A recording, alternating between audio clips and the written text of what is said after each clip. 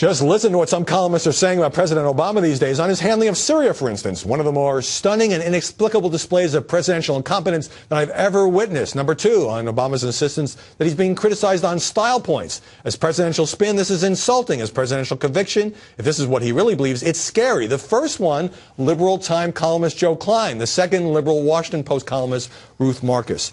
Are the MSM really turning on President Obama, Amy Holmes? I think conservatives would say 5 years too late. Too bad so we didn't have this I told you so scrutiny.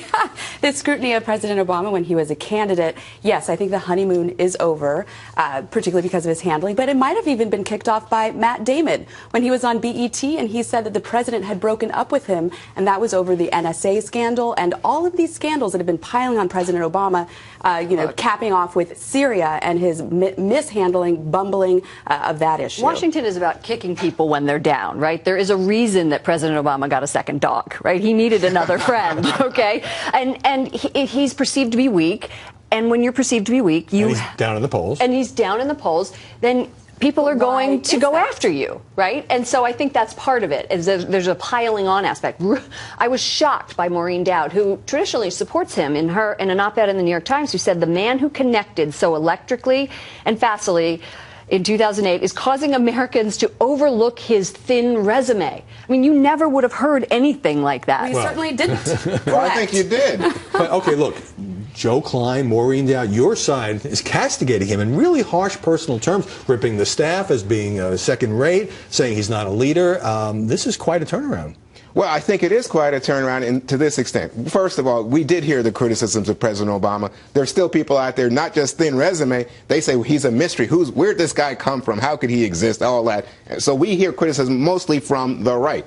There's no shortage of that. But I will say on the left, it's striking to me, and I think that a lot of these people think they're gaining credibility by jumping in at this point when, as you rightly said, he made some crazy moves that people just don't understand what he was doing on the Syria thing.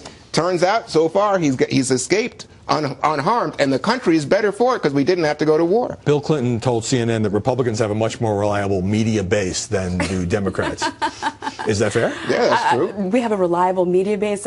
Which media is he talking about? Oh, come on, Amy, come on. For goodness sakes, maybe. Amy, wake up. Well, there is. I think conservatives are piled on continuously by the media. We see that the media loves nothing more than when Republicans are turning on one another. Has it ever occurred to you that the conservatives are the media? Don't you work for the Blaze? I do work for the Blaze. Okay, don't you know about Drudge Report and Red State and Fox News? So are you saying that we have the same amount of power as, say, the New York Times or the Washington Post? Oh, imagine the Wall Street Journal is the #1 newspaper and the most conservative editorial page in the nation. But not conservative on the report, or rather conservative on the reporting side. But what I would say is interesting is that, traditionally second terms for presidents tend to focus on foreign policy. And in this instance, I think that President Obama's lack of experience on that stage is really undercutting him, and particularly with the media. I've got half a minute. If there is piling on, if there is pack journalism here, as you say, is it temporary, or is this it for the second term and there's going to be this hostile relationship? Well, he's a lame duck. I mean, so... Already? He's a lame duck already. The election wasn't even a year ago. No, but